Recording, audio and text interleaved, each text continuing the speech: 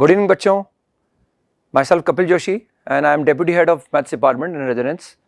आज 4 जून 2023 को जो जेई एडवांस का एग्ज़ाम हुआ है, होपफुली जो भी बच्चे उस एग्ज़ाम में अपेयर हुए होंगे उन सबका वो एग्ज़ाम अच्छा गया होगा। कई बच्चे साल भर से, कई बच्चे 2 साल से मेहनत कर रहे हैं इस एग्ज़ाम के लिए ना, तो होपफुली आपका पेपर अच्छा गया होगा। और आप में उत्सुकता होगी अब कि पेपर के जो सॉल्यूशन हम जो आंसर लिख कर आए हैं वो कितने सही हैं कितने गलत हैं, तो वही हम आपके सामने क्वेश्चंस लेके आएंगे। लेकिन ये जो भी क्वेश्चंस हैं, जो भी बच्चों ने ये एग्ज़ाम दिया है, एग्ज़ाम के बाद वो इंस्टीट्यूट में आए और उन्होंने अपनी मेमोरी के आधार पर जो क्वेश्चंस हमें बताए हैं ना, उन क्वेश्चंस को मैं 1 बाय 1 आपके सामने लेकर आऊँगा, है ना। इस बार जेई एडवांस में 18 की जगह शायद कुछ सवाल 17 सवाल पूछे गए हैं एक सब्जेक्ट के ना, हालांकि। और ये जो पहला पेपर था वो 180 नंबर का था और उसमें 60 नंबर का इंडिविजुअल सब्जेक्ट के मार्क्स थे। तो पैटर्न वगैरह अपन बाद में डिस्कस करते रहेंगे जब एनटीए पूरा पेपर कंप्लीट पेपर रिलीज करेंगे। अभी अपन क्वेश्चंस पर फोकस करते हैं ना, जो क्वेश्चंस हम कलेक्ट कर पाए बच्चों से उनकी मेमोरी के आधार पर वो क्वेश्चंस मैं 1 बाय 1 लेके आता हूँ आपके सामने। तो फर्स्ट क्वेश्चन जो हम कलेक्ट कर पाए that is from the binomial theorem. तो if the coefficient of x की power 5 in this is equal to coefficient of x की power -5 in this, then find the value of 2b का मुझे value निकालना है ना। तो उसके लिए हम देखें कि हमें जनरल टर्म लिखना पड़ेगा इसका, पहले हम इस पे फोकस कर रहे हैं ना।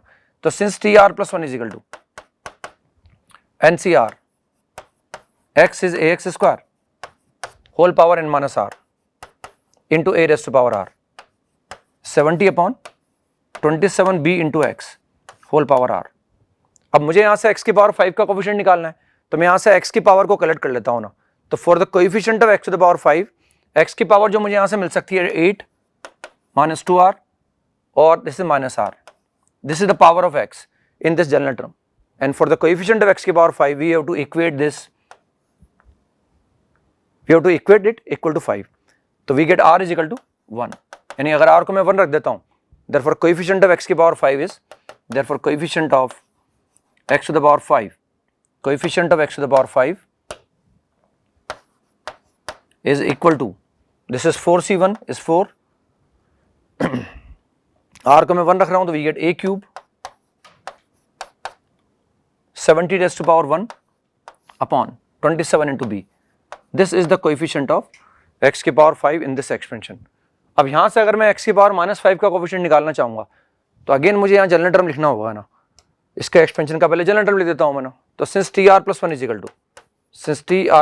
Equal to 7cr into ax whole power n minus r into a raised to power r -1 upon bx square whole power r। अब अगर मुझे x की पावर -5 का कोएफिशिएंट निकालना है तो अगेन मैं x की पावर पर कंसंट्रेट करता हूं तो वी गेट 7 - r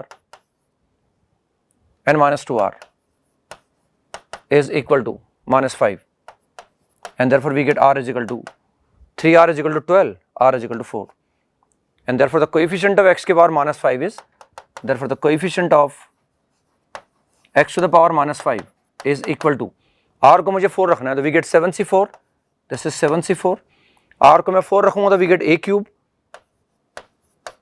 r को अगर मैं 4 रखता हूं तो we get -1 raised to power 4 is 1 upon b raised to power 4।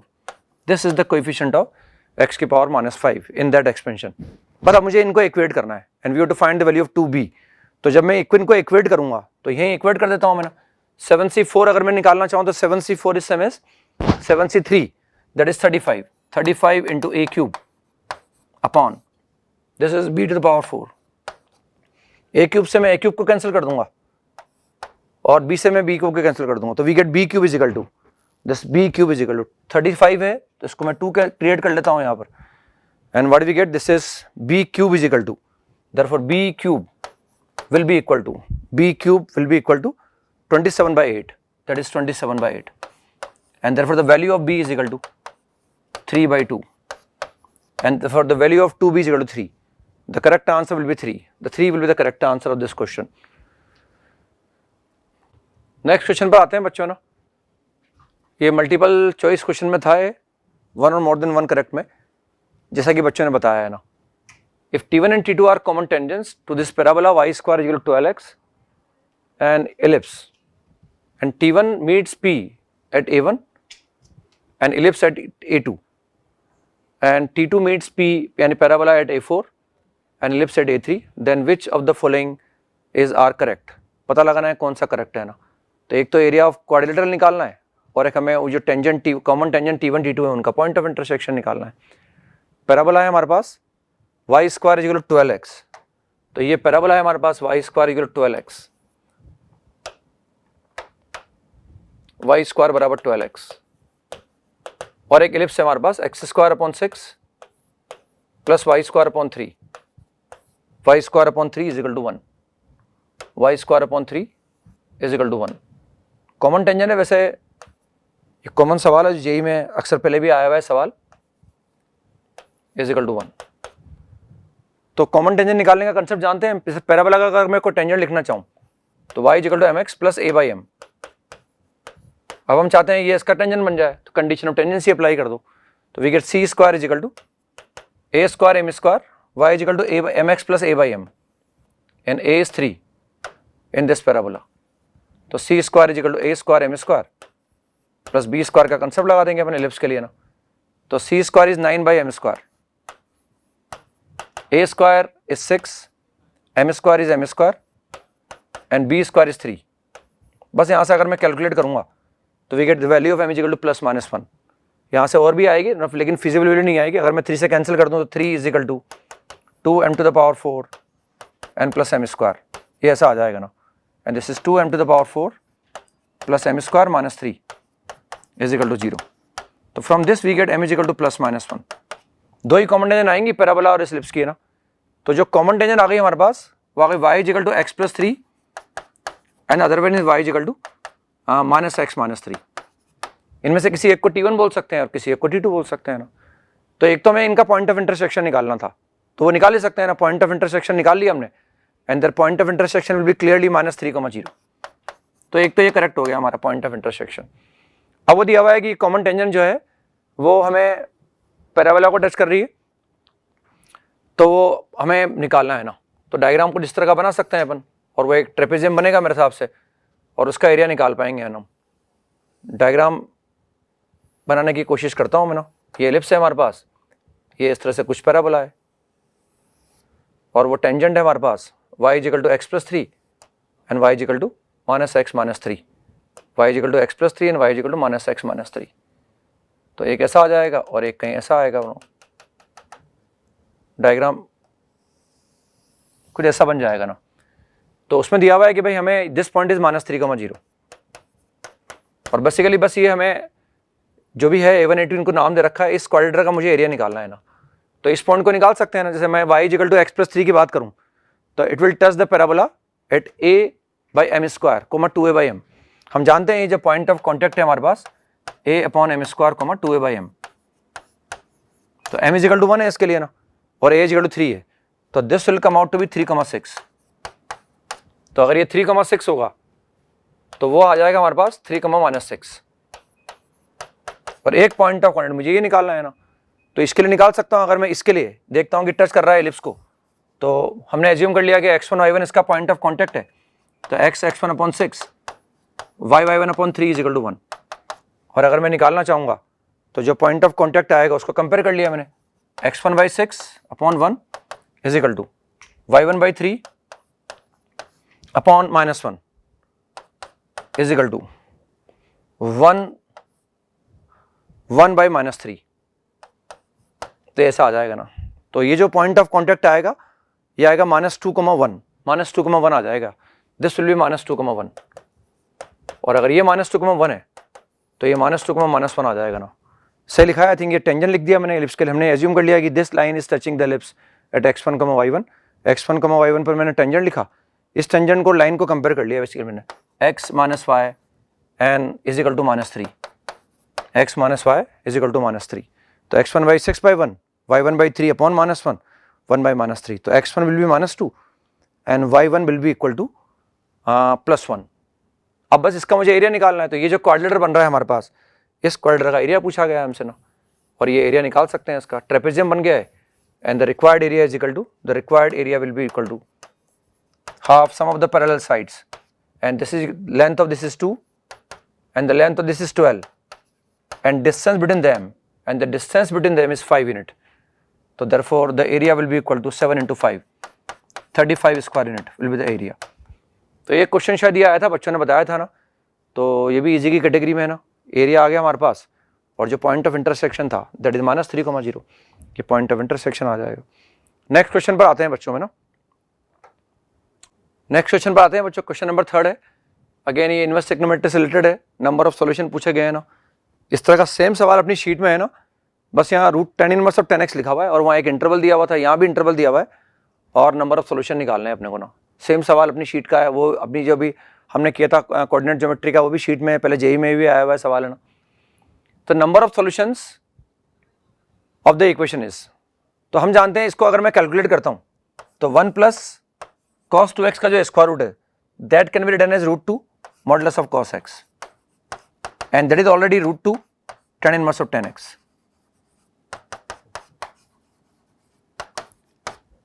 √2 से मैं √2 को कैंसिल कर दूंगा। अब मैं जानता हूं कि ये पीरियोडिक है और इसका पीरियड पाई है and this is again the periodic function having the period pi. तो मुझे इस इंटरवल में नंबर ऑफ सॉल्यूशन निकालना है ना। तो हम देख रहे हैं ये पाई की लेंथ है, ये भी एक पाई लेंथ है, ये भी एक पाई लेंथ है और फंक्शन पीरियोडिक है। तो एक पाई इंटरवल के अंदर अगर मैं नंबर ऑफ सॉल्यूशन निकालूंगा तो उसको 3 से मल्टीप्लाई कर दूंगा, क्योंकि पाई लेंथ के मेरे पास 3 इंटरवल है। पूरा ग्राफ बना के भी निकाल सकते हैं, लेकिन पीरियोडिक का कंसेप्ट लगा दिया हमने। इसका पीरियड पाई है, इसका भी पीरियड पाई है ना, और मैं डायग्राम बना सकता हूँ पाई लेंथ के अंदर। जैसे अगर हम ध्यान से देखें तो मॉड ऑफ cos x का अगर मैं डायग्राम बनाऊंगा तो this is the diagram of mod of cos x। ये डायग्राम बना दिया मैंने, this is the graph of mod of cos x, mod of cos x. This is pi/2, this is pi, this is 3π/2, this is -pi/2, this is -pi and -3π/2 और ये height हमारे पास 1 है ना। जबकि हम जानते हैं tan इनवर्स x का जो डायग्राम बनेगा, tan इनवर्स ऑफ 10x का डायग्राम, वो हाइट π/2 तक जाएगा ना, वो π/2 तक जाएगा ना और -π/2 तक आएगा ना। तो हम जानते हैं अगर tan इनवर्स ऑफ 10x का डायग्राम अगर मैं बनाता तो डायग्राम को इस तरह का बनेगा हमारे पास है ना, वो इस तरह का डायग्राम बन जाएगा ना। तो ये जो पीरियड हमारे पास है पाई लेंथ का, इसमें एक ही बार कट करेगा है ना। अगेन अगर मैं आगे भी देखना चाहूँ, वैसे पीरियड का कंसेप्ट लगा दिया हमने, तो इस पीरियड पाई की लेंथ में हमारे पास एक सोल्यूशन आएगा, तो एक यहाँ आ जाएगा, एक यहाँ आ जाएगा और एक यहाँ आ जाएगा। तो simple number of solutions of this equation will be 3। ये भी इजी की कैटेगरी में काउंट करता हूँ। जो बच्चों ने अच्छे आसान सवाल छांट के किए होंगे उनको दिक्कत कम आई होगी ना। नेक्स्ट क्वेश्चन पर आते हैं बच्चों। अ पर्सन ऑफ हाइट, ये सवाल भी सेम अपनी शीट में, एओडी की शीट में है ना। डेटा भी मेरे हिसाब से लगभग सेम है, इस तरह का ही सवाल पूछा गया है वहां। A person of height 1.6 metre is walking away from a lamp post of height 4 metre along a straight line on the flat ground, on the flat ground. Ground मतलब एकदम फ्लेट है। The lamp post and the person are always perpendicular to the ground. If the speed of the person is 60 centimeter per second, then the speed of the tip of the person's shadow on the ground with respect to the person is. तो simple diagram बना लेंगे। ये मैंने lamp post बना लिया, ये ground बनानी है ना, और ये पर्सन की हाइट मान ली मैंने ना। तो लैम्प पोस्ट की जो हाइट हमारे पास है that is 4 metre, that is equal to 4 metre. ये लैम्प पोस्ट की हाइट है हमारे पास, जो पर्सन की हाइट है वो 1.6 मीटर है ना, 1.6 मीटर। अगर मैं यहां से देखूंगा तो शेडो हमारे पास इस तरह की नजर आएगी ना। तो ये मैंने मान लिया डिस्टेंस x है हमारे पास और लेंथ ऑफ द शेडो को मैंने y मान लिया ना। इस एंगल को मैं थीटा बोल सकता हूं। तो मुझे x और y में रिलेशन निकालना है ना। हमें दे रखा है द पर्सन, इसमें दिया है speed of the person is 60 centimetre per second. तो बेसिकली dx/dt मुझे गिवन है, dx/dt is equal to 60 centimetre per second, ये मुझे दिया हुआ है ना। And we have to find the person shadow on the ground, the speed of the person shadow on the ground with respect to the person, with respect to the person is. तो basically मुझे dy/dt calculate करना है ना। We have to calculate dy/dt, ये मुझे calculate करना है। तो मुझे x पाई को रिलेट करना पड़ेगा। तो यहां से मैं tan थीटा निकाल सकता हूं ना। तो tan theta can be written as, since tan theta can be written as, एक बार मैं बड़ा वाले ट्रायंगल का यूज कर लेता हूं, and tan theta is perpendicular upon base. और अगेन इस स्मॉल छोटे वाले ट्रायंगल से अगर मैं tan थीटा निकालूंगा तो we get again perpendicular upon base, that is y। यहां से मैं x और y को रिलेट कर सकता हूं। तो this will B 16 upon 10y और मैं कैंसिल कर दूंगा इसको ना, तो यहाँ से मैं x और y में रिलेशन जनरेट कर सकता हूँ, and that is 10y is equal to 4x plus 4y, 4x plus 4y, therefore 6y is equal to 4x and therefore y is equal to 2/3 into x. Now we can find dy by dt very easily if we differentiate this with respect to t. So dy by dt will be equal to 2/3 into dx by dt, and since dx by dt is equal to 40 centimeter per second, हमें दिया हुआ है ना 40 centimeter per second, that is 60 centimeter per second. तो 60 into 2/3 will come out to be 40, that is 40 centimeter per second. तो this will be the correct answer. Next question पर आते हैं बच्चों. क्वेश्चन नंबर 5 ये स्टेट्स से रिलेटेड है, जैसा कि एक्सपेक्ट कर रहे थे. इस बार पहली बार इंट्रोड्यूस हुआ है ये स्टेट्स जेईई एडवांस के अंदर, तो क्वेश्चन आना ही था और आसान सा क्वेश्चन पूछा उन्होंने ना. इस तरह के सवाल जेईई मेन में भी पूछे जाते हैं ना. मीन पूछा गया है, ये एक डेटा दिया हुआ है हमें, डिस्क्रीट फ्रीक्वेंसी डिस्ट्रीब्यूशन में डेटा दिया हुआ है. डेटा है, उसकी फ्रीक्वेंसी हमारे पास है. अब ये कोई बच्चा बोल रहा था मैच द कॉलम में है, कोई मल्टीपल चॉइस में बता रहा था ना. तो ये अपन क्वेश्चन पर फोकस करते हैं मेनली है ना. फिर वो जब एनटीए पेपर रिलीज करेंगे तो अपन देख लेंगे, तब मालूम पड़ जाएगा, या आपको पता ही होगा किसमें आया होगा एक्चुअली. तो क्वेश्चन पर फोकस करते हैं. हमें ये डेटा दिया हुआ है और इसमें then find the mean, median, mean deviation about mean and the mean deviation about the median, ये हमें कैलकुलेट करना है ना. तो इसमें सबसे पहले हम ये टेबल बना सकते हैं चाहें तो, और मैं यहाँ से सिग्मा एफ आई निकाल सकता हूँ ना, सिग्मा एफ आई. तो sigma F I will be equal to, this is 9, 13, 15 and 20. The sigma F I is this. अब मैं sigma x I F I निकाल सकता हूँ ना, sigma x I F I, sigma x I F I निकाल सकता हूँ. और sigma x I F I निकालूंगा तो 8 plus 16, 8 plus 16 and plus 20 plus 16 plus again 20 and that is 33. तो इसको अगर मैं ऐड करना चाहूँ तो दिस इज 24, 24 से कितना आ जाएगा 44, 44 प्लस 16 एंड प्लस 53, 33 लिखा है ना मैंने, sigma x I F I. तो अगर मैं निकालूंगा तो 15, अच्छा 15 आएगा, this is 15 x i, this is 15, this is 15. एक बार चेक करते हैं. 15 then 16 then 20 then 16 then 20 and 33. तो this will be 31, this will be 31, this will be 31,